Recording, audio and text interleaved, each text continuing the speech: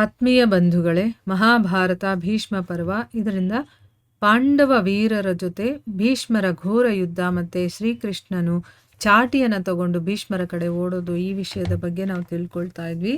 ಹೋದ ಭಾಗದಲ್ಲಿ ಅಭಿಮನ್ಯು ಮತ್ತು ಅಲಂಭುಷನ ನಡುವೆ ಯುದ್ಧ ನಡೀತಾ ಇತ್ತು.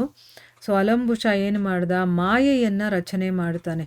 ಆ ಮಾಯೆಯಿಂದ ಏನಾಗುತ್ತೆ, ಅಂಧಕಾರ ಅನ್ನೋದು ಎಲ್ಲ ಕಡೆ ಆವರಿಸ್ಕೊಳ್ಳುತ್ತೆ. ಯಾರೂ ಕಾಣಿಸ್ತಾ ಇರಲಿಲ್ಲ. ಈ ಪಕ್ಷದವ್ರು ಯಾರು, ಆ ಪಕ್ಷದವ್ರು ಯಾರು, ಏನೂ ಗೊತ್ತಾಗ್ತಾ ಇರಲಿಲ್ಲ. ಆ ರೀತಿ ಮಾಡಿಬಿಡ್ತಾನೆ, ಫುಲ್ಲು ಕತ್ಲು ಮಾಡಿಬಿಡ್ತಾನ. ಆವಾಗ ಅಭಿಮನ್ಯು ಏನು ಮಾಡ್ತಾನೆ, ಒಂದು ಭಾಸ್ಕರ ಅನ್ನುವಂತಹ ಪ್ರಚಂಡ ಅಸ್ತ್ರವನ್ನು ಬಿಟ್ಟು ಎಲ್ಲ ಕಡೆ ಬೆಳಕಾಗುವ ಹಾಗೆ ಮಾಡ್ತಾನೆ.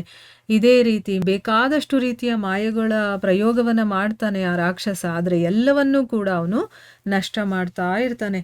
ಈ ರೀತಿ ಮಾಡಿ ಅಭಿಮನ್ಯು ಕೊನೆಗೆ ಏನು ಮಾಡ್ತಾನೆ, ತುಂಬ ಬಾಣಗಳನ್ನು ಆ ರಾಕ್ಷಸನ ಮೇಲೆ ಬಿಡೋದಕ್ಕೆ ಶುರು ಮಾಡ್ತಾನೆ. ಆ ಭಯದ ಕಾರಣದಿಂದ ಅವನು ರಥವನ್ನು ಕೂಡ ಆ ರಣಕ್ಷೇತ್ರದಲ್ಲೇ ಬಿಟ್ಟು ಅವನು ಓಡೋಗ್ಬಿಡ್ತಾನೆ.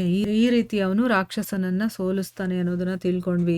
ಆಗ ತನ್ನ ಸೈನ್ಯ ಓಡ್ ಹೋಗ್ತಾ ಇರೋದನ್ನ ನೋಡಿ ಭೀಷ್ಮರು ಮತ್ತೆ ಅನೇಕ ಕೌರವ ಮಹಾರಥಿಗಳು ಆ ಒಂಟಿಯಾದಂತಹ ಬಾಲಕನ ಮೇಲೆ 4 ಕಡೆಗಳಿಂದ ಮುತ್ತಿಗೆ ಹಾಕಿ ಬಾಣಗಳಿಂದ ಹೊಡೆಯೋದಕ್ಕೆ ಶುರು ಮಾಡ್ತಾರೆ. ಆದರೆ ಅವನೇನು ಹೆದರ್ಕೊಳ್ತಾನ ಇಲ್ಲ. ವೀರ ಅಭಿಮನ್ಯು ಬಲ ಮತ್ತು ಪರಾಕ್ರಮದಲ್ಲಿ ತನ್ನ ತಂದೆ ಅರ್ಜುನ ಮತ್ತು ಮಾವ ಶ್ರೀಕೃಷ್ಣನ ಹಾಗಿದ್ದ ಅವನು. ಮತ್ತು ಅವನೇನು ಮಾಡ್ದ, ಆ ರಣಭೂಮಿಯಲ್ಲಿ ಆ ಇಬ್ಬರ ಹಾಗೆ ಪರಾಕ್ರಮವನ್ನು ತೋರಿಸ್ತಾನೆ. ಅಷ್ಟರಲ್ಲಿ ವೀರವರನಾದಂತಹ ಅರ್ಜುನ ತನ್ನ ಮಗನ ರಕ್ಷಣೆಗೋಸ್ಕರ ನಿಮ್ಮ ಸೈನಿಕರನ್ನು ಸಂಹಾರ ಮಾಡ್ತಾ ಭೀಷ್ಮರ ಹತ್ರ ಬಂದು ತಲುಪ್ತಾನೆ. ಇದೇ ರೀತಿ ನಿಮ್ಮ ಪಿತೃಗಳಾದಂತಹ ಭೀಷ್ಮರು ಕೂಡ ರಣಭೂಮಿಯಲ್ಲಿ ಅರ್ಜುನನ ಮುಂದೆ ಬಂದು ನಿಂತ್ಕೊಳ್ತಾರೆ.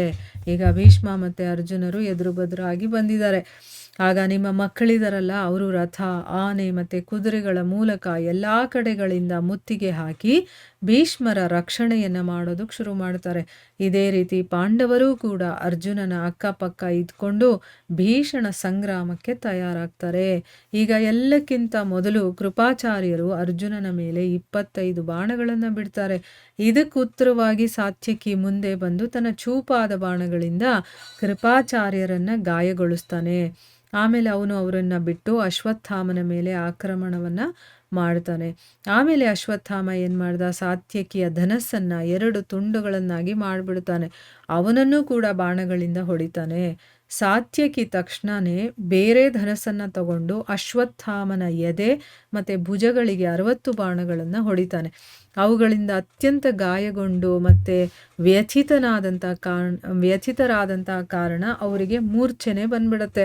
ಮತ್ತು ಅವ್ರೇನು ಮಾಡಿದ್ರು, ತಮ್ಮ ಧ್ವಜಗಳ ಕೋಲಿನ ಆಸರೆ ಇರುತ್ತಲ್ಲ ಅದನ್ನು ತಗೊಂಡು ರಥದ ಹಿಂಭಾಗದಲ್ಲಿ ಹೋಗಿ ಕೂತ್ಕೊಂಡ್ಬಿಡ್ತಾರೆ.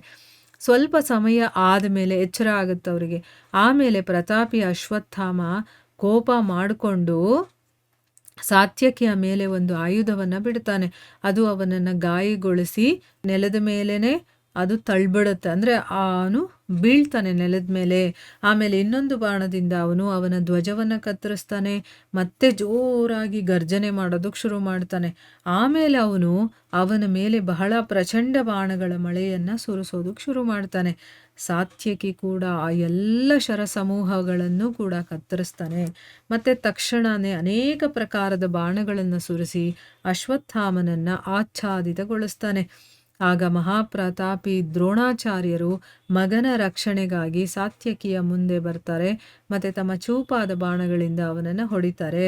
ಸಾತ್ಯಕಿ ಕೂಡ ಅಶ್ವತ್ಥಾಮನನ್ನು ಬಿಟ್ಟು 20 ಬಾಣಗಳಿಂದ ಆಚಾರ್ಯರಿಗೆ ಹೊಡಿತಾನೆ. ಇದೇ ಸಮಯಕ್ಕೆ ಪರಮಸಾಹಸಿಯಾದಂತಹ ಅರ್ಜುನ ಕೋಪ ಮಾಡಿಕೊಂಡು ದ್ರೋಣಾಚಾರ್ಯರ ಮೇಲೆ ಆಕ್ರಮಣವನ್ನು ಮಾಡ್ತಾನೆ. ಅವನು 3 ಬಾಣಗಳನ್ನು ಬಿಟ್ಟು ದ್ರೋಣಾಚಾರ್ಯರನ್ನು ಗಾಯಗೊಳಿಸ್ತಾನೆ. ಆಮೇಲೆ ಬಾಣಗಳ ಮಳೆ ಸುರಿಸಿ ಅವರನ್ನು ಮುಚ್ಚೇ ಬಿಡ್ತಾನೆ. ಅಂದರೆ ಅವ್ರ ಕಡೆಗೆ ಅಷ್ಟು ಬಾಣಗಳನ್ನು ಬಿಡ್ತಾನೆ, ಅವ್ರು ಕಾಣಿಸೋದೇ ಇಲ್ಲ, ಆ ರೀತಿ ಅಂತ ಅರ್ಥ. ಇದರಿಂದ ಆಚಾರ್ಯರಿಗೆ ಕೋಪ ಒಂದೇ ಸರಿ ಹೆಚ್ಚಾಗ್ಬಿಡುತ್ತೆ. ಅವರು ಮಾತಲ್ಲೇ ಅರ್ಜುನನನ್ನು ಬಾಣಗಳಿಂದ ಹೊಡಿತಾರೆ. ಅಂದರೆ ಹಿಂದಿಂದನೇ ಬಿಡ್ತಾ ಇದ್ದಾರೆ ಅವರು ಬಾಣಗಳನ್ನು. ಆಗ ದುರ್ಯೋಧನ ಸುಶರ್ಮನನ್ನ ಸಂಗ್ರಾಮದಲ್ಲಿ ದ್ರೋಣಾಚಾರ್ಯರ ಸಹಾಯ ಮಾಡಿ ಹೋಗು ನೀನು ಅಂತ ಆಜ್ಞೆಯನ್ನು ಕೊಡ್ತಾನೆ. ಅದರಿಂದ ಏನಾಯ್ತು, ತ್ರಿಗರ್ತ ರಾಜನು ಕೂಡ ತನ್ನ ಧನಸ್ಸನ್ನ ಏರಿಸಿ ಅರ್ಜುನನನ್ನ ಕಬ್ಬಿಣದ ಬಾಣಗಳಿರುತ್ತಲ್ಲ ಅದರಿಂದ ಹೊಡಿತಾನೆ. ಆಗ ಅರ್ಜುನ ಕೂಡ ಭೀಷಣ ಸಿಂಹನಾದವನ್ನ ಮಾಡ್ತಾ ಸುಶರ್ಮ ಮತ್ತೆ ಅವನ ಮಗನಿಗೆ ತನ್ನ ಬಾಣಗಳಿಂದ ಹೊಡಿತಾನೆ.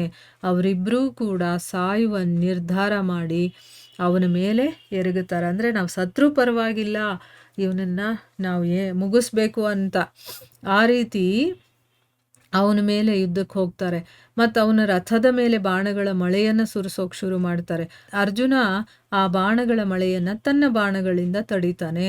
ಅವನ ಈ ರೀತಿಯ ಕೈಚಳಕವನ್ನು ನೋಡಿ ದೇವತೆಗಳು ಮತ್ತು ದಾನವರು ಕೂಡ ತುಂಬ ಸಂತೋಷ ಪಡ್ತಾರೆ. ಆಮೇಲೆ ಅರ್ಜುನ ಕೋಪ ಮಾಡಿಕೊಂಡು ಕೌರವ ಸೈನ್ಯದ ಮುಂದೆ ಭಾಗದಲ್ಲಿ ನಿಂತಿದ್ದಂತಹ ತ್ರಿಗರ್ತದ ವೀರರ ಮೇಲೆ ವಾಯವ್ಯಾಸ್ತ್ರವನ್ನು ಬಿಡ್ತಾನೆ. ಅದರಿಂದ ಏನಾಯಿತು, ಆಕಾಶದಲ್ಲಿ ಗದ್ದಲವನ್ನು ಉಂಟು ಮಾಡ್ತಾ ಬಹಳ ಪ್ರಚಂಡವಾದಂಥ ಗಾಳಿ ಪ್ರಕಟವಾಗುತ್ತೆ. ಇದರ ಕಾರಣ ಅನೇಕ ವೃಕ್ಷಗಳು ಬೇರು ಸಮೇತ ಕಿತ್ತು ಬೀಳುತ್ತವೆ ಮತ್ತು ಬಹಳಷ್ಟು ವೀರರು ಧರಾಶಾಯಿಗಳಾಗ್ತಾರೆ.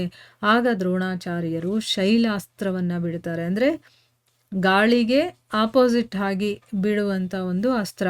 ಅದನ್ನು ಬಿಟ್ಟಾಗ ಆ ವಾಯು ನಿಂತು ಹೋಗುತ್ತೆ ಮತ್ತು ಎಲ್ಲ ದಿಕ್ಕುಗಳು ಕೂಡ ಸ್ವಚ್ಛವಾಗುತ್ತೆ. ಈ ರೀತಿ ಪಾಂಡುಪುತ್ರ ಅರ್ಜುನ ತ್ರಿಗರ್ತ ರಥಿಗಳ ಉತ್ಸಾಹವನ್ನು ತಣ್ಣಗಾಗಿಸ್ತಾನೆ ಮತ್ತು ಅವರನ್ನು ಪರಾಕ್ರಮಹೀನರನ್ನಾಗಿ ಮಾಡಿ ಯುದ್ಧದ ಮೈದಾನದಿಂದ ಅವರನ್ನು ಓಡಿಸ್ಬಿಡ್ತಾನೆ ಅಂತ ಅಂದ್ಬಿಟ್ಟು ಇಲ್ಲಿ ಹೇಳ್ತಾ ಇದ್ದಾರೆ.